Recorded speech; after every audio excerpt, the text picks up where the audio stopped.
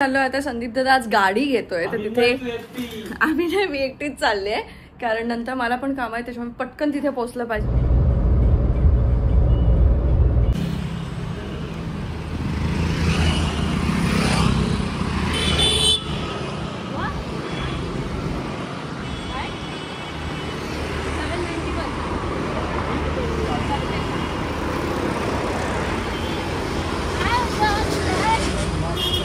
नवीन गाडी येते आज खुश असणार तर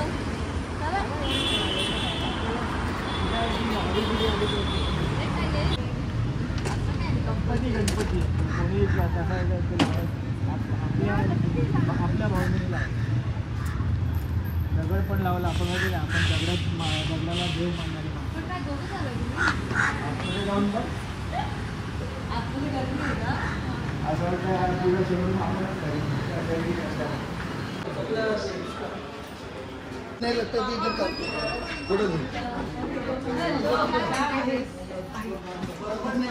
बाकीचे कुठे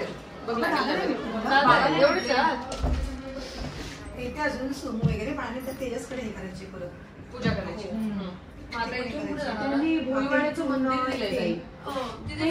तुझं मला नाही ते म्हणले की तिथे ना गाडी दुसऱ्या आले की प्रॉब्लेम होतो. हे नको ना प्लीज हे नको. तुझ्या हळदीला जे घालायचं राहिलं ते तिकडे घालणार.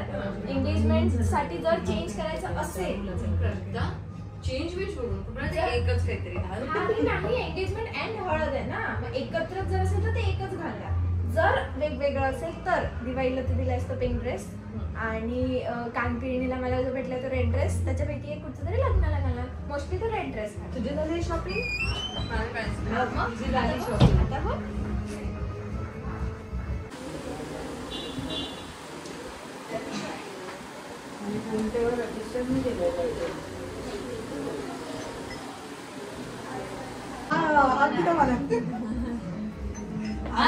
साधी आहे ना आपण ओळखलं नाही. तिथे बसू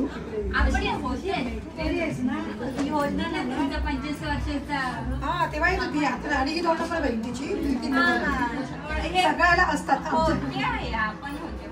हो हो सगळ्या बड्डेला असतात. आता ही नसते झाली म्हणून तेजस आला आंघोळ गेला होता कुठे आंघोळ करायला एवढं वेळ लागतो.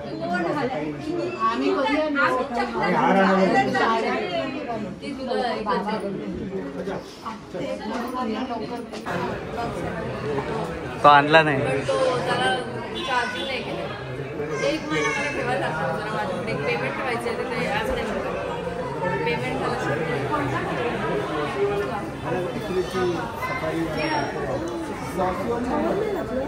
नाही घालत जाम पैसा आला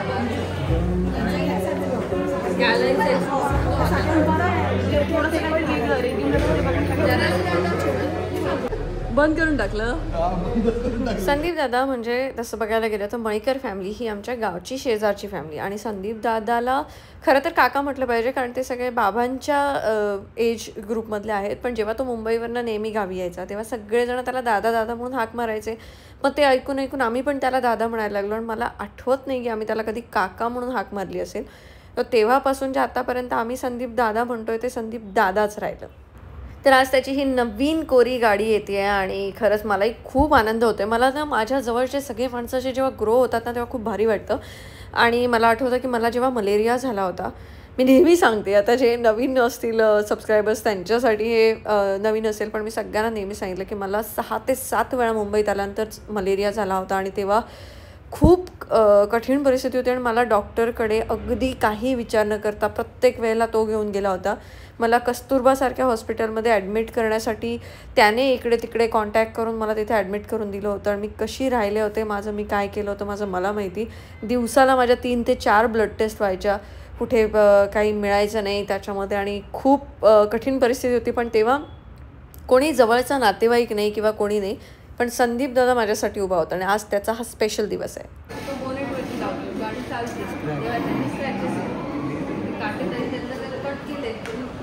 असे घेऊ नको साधा घ्यायचा छोटा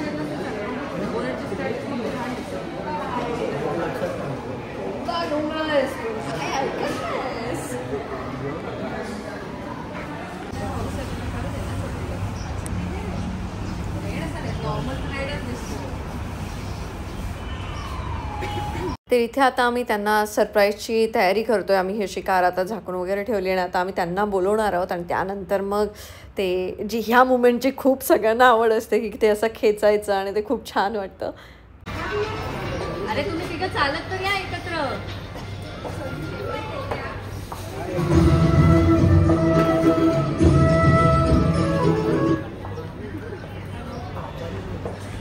आता तुला करायचं होतं ना तुम्ही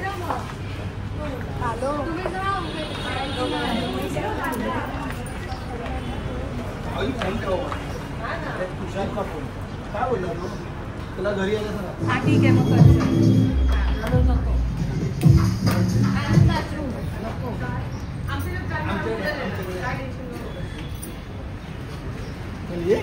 तुम्ही दोघं तिकडे उभे राहा. इथे राहील तुम्ही खेचणार ना आम्ही सांगतो तेव्हा खेचा. तुम्ही नाही काय करायचं तुम्ही उभं राहायचंय.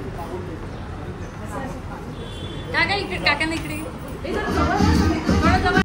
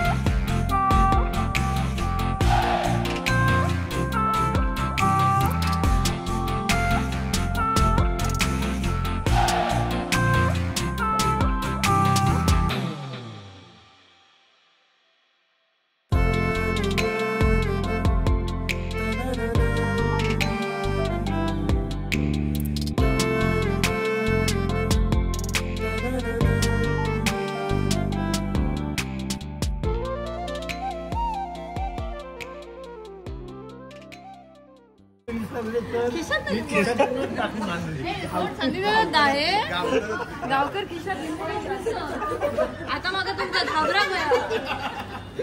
आता काका दिसले का पहिले खिशा बघू गए लिंबा तर नाही खिशा मस्त आहे बरोबर आहे. या पोराला माहितच आहे.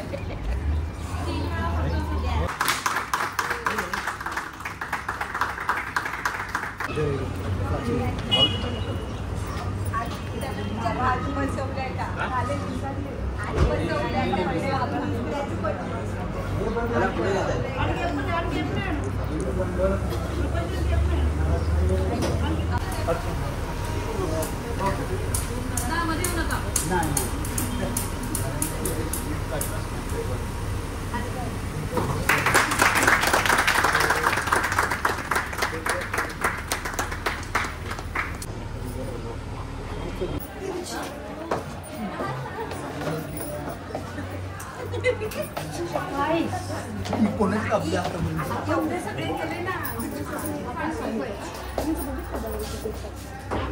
कसं वाटतंय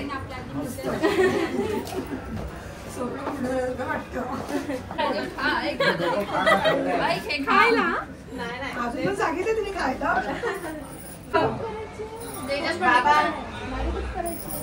गाडी घेऊन जावा त्याच्यात चालू आणखी लिंबू घेऊन फिरताला. आमचा काय फरक पडतो लिंबू कुठून दे आणि काय नसलं तरी पण आम्ही काहीतरी बंदोबस्त करू. लगेच कधी माका नाचायचा नाही नाही मी पंधरला जाते मला उशीर होणार. मटन मी कुणाला घेऊन येते. मटण खायचं तिथलं नाही तिच्या हातचं. ठीक आहे ठीक आहे.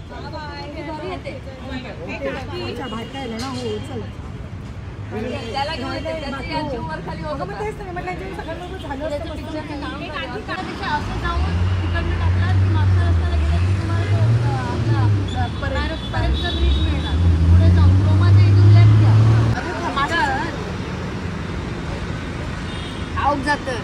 तुम्ही कोणी गाडी घेतली तरी बोलवा येते करू तो कंटाळो काय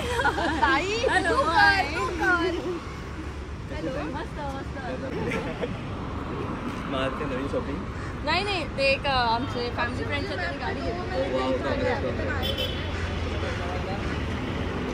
तब्येत कशी आहे? मस्त. थोडं आता बरं आहे. ते कसं उन्हात मी जास्त काम करते. मला कुठेही जायचं असेल, ड्रायव्हर नसेल आणि कुणाला पण खूप बिझी असेल, तर अशा वेळेला मी जेव्हा गाडी बुक करायची असते तेव्हा मी माझ्या फोनमध्ये अजिबात ओला उबरचे काही ॲप नाही आहेत. हे सगळं मी प्राजक्ताला फोन करून सांगते आणि ती माझ्यासाठी कुठच्या लोकेशनवरनं कुठच्या लोकेशनला जायचं आहे हे सगळं ती बुक करून देते. कारण आता मला या गोष्टीचा फार कंटाळा येतो. ते लोकेशन सिलेक्ट करा, ते हे करा, ह्या सगळ्या गोष्टी मी माझ्या असिस्टंट मिस प्राजक्ता यांना सांगते आणि मग त्या माझ्यासाठी अशा गाड्या बुक करून देतात. तर आता उबर बुक केली आहे, मला घरी जायचं आहे आणि संदीप दादाने आणि गाडी घेतली, ते निघाले. त्याने तर मस्त पार्टीचं आयोजन केलं आणि त्या पार्टीसाठी मी माझे 2 प्रतिनिधी पाठवले आणि मी निघाले आता पनवेलला जायला. अच्छा तू आहेस? मला वाटलं ते आले, मला वाटलं सौरभ आणि आला.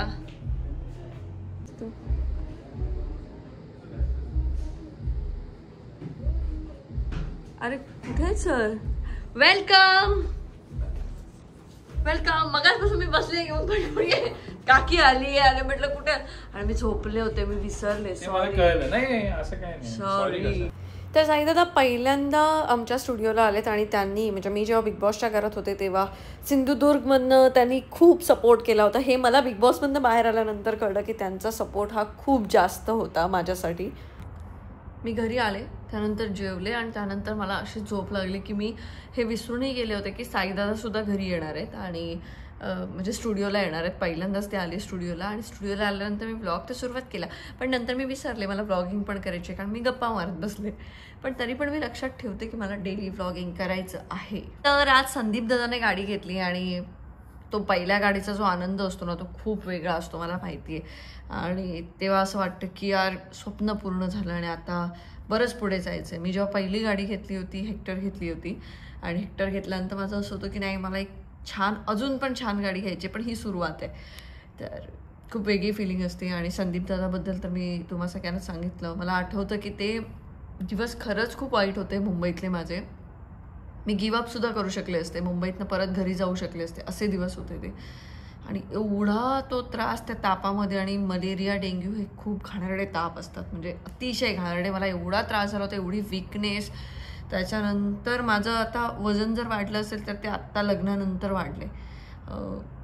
त्याच्यामध्ये खूपच त्रास झाले होते त्या तापात. आणि तुम्हाला सगळ्यांना माहीतच आहे की माझे आईवडील ताप म्हटल्यानंतर किंवा आत्ता जे मी म्हणत होते सध्या डोकं दुखतंय, आणि मला खूप भारी वाटलं आज की ते काका पण मला विचारत होते तर तुझं डोकं कसं आहे, तुझी तब्येत कशी आहे. तर डेली व्लॉगिंगमुळे आम्ही तुम्हा सगळ्यांशी असे कनेक्ट असतो, त्याच्यामुळे हा व्लॉगिंगचा प्रकार मला खूप आवडायला लागला आहे आता डेली व्लॉगिंगवाला. तर तापासाठी आई खूप घाबरते. माझं जेव्हा मी म्हणते की माझं डोकं दुखतं आहे तेव्हा ते खूप काळजी करतात. सो डोकं दुखणं हा एक क्लासिकल मायग्रेनचा पण प्रकार असतो. म्हणजे आता आमचं काम हे जास्त फोनवरती असतं, त्यामुळे त्याच्यानंतर उन्हात मी फार फिरते आणि मी गॉगल कायम विसरते आणि मला असं तर नको तो गॉगल असं होतं. आणि त्यामुळे जेव्हा खूप हार्श लाईट आपल्या डोळ्यांना त्रास देते तेव्हा इथे तो स्ट्रेस येतो. आणि बाकी कामाचा स्ट्रेस, हे करायचं ते करायचं, हे नाही झालं ते नाही झालं, हे करायला पाहिजे होतं ते का नाही झालं, या सगळ्या गोष्टींचा स्ट्रेस यामुळे कधी कधी डोकं दुखतं आणि ते हा पार्ट दुखतो. So it's a classical migraine असं मला डॉक्टरने सांगितलं की पाणी भरपूर प्या, थोडं खुश राहा, जास्त स्ट्रेस घेऊ नका, असं सगळं करायला सांगितलं. ते करू आपण. ते काय मला असं कायम होतं असं नाही, महिन्यातनं एखाद दुसऱ्या दिवशी असं कधीतरी असं ते होतं. एनिवेज, तर आईला आणि त्याच गोष्टीमुळे भीती वाटते की तुम्ही बघितले असं लग्नाच्या वेळेचे इंटरव्ह्यूज, तर त्यामध्ये लहानपणी मला ताप आला होता आणि त्यामुळे जे काही तापाच्या वेळेला म्हणजे डॉक्टरने सांगितलं होतं की म्हणजे गेली ही पोरगी, मेली, आता हिला नाही वाचवू शकत. अशा ह्याच्यातनं जेव्हा मी वाचले तेव्हापासून त्या आईला थोडीशी काळजी वाटते.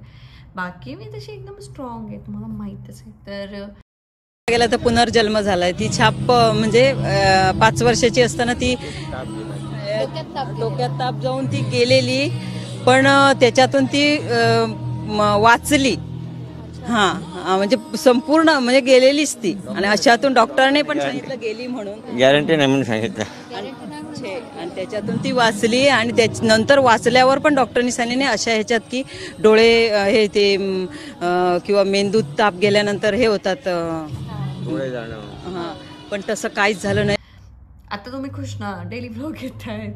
मी पण खूप प्रयत्न करते, अगदी लक्षात ठेवून ठेवून ब्लॉग्स करते. मला म्हणजे बरोबर बरोबर. ताई एकदम कन्फ्युज आहे. काय बाजार आहे बघा या मुलाचा, एवढे कपडे असतात त्याच्याकडे. काय झालं कुणाल? हा नको ना, नको, बस झालं आता, टाक. बाहेर बाई नको माझं. ती बघ कशी राहिली बिचारी, तिची अवस्था बघ काय करून टाकलीस ती. तरी ताई मागे लागली म्हणून एवढे तरी ह्याने कपडे हे असे काढले, नाहीतर हा काही काम करणारातलं नाही, यातलं सगळंच ठेवतो. हे कोणाचं आहे? तुझं आहे? हे माझं आहे. तरी तेवढं फालतू कसं आहे मग? अच्छा, हो का? हा देतो, बाद झाला, खूप झाला. याच टी शर्ट वर पहिल्यांदा आलेलो भेटायला. पहिला भेटलं, नको ठेव, मला पाहिजे, मला पाहिजे तो. हेच, आणि हे बोलत होते काय फाटकं घातलेस. सगळ्यात पहिलं भेटलं होतं आम्ही तेव्हा. पाहिजे. हा ठेव मग काय, हे नाही मी घालायचे. ते दुसरं कुठं आहे? हे नाही, हे जाऊ दे, बस झालं. जॅकेट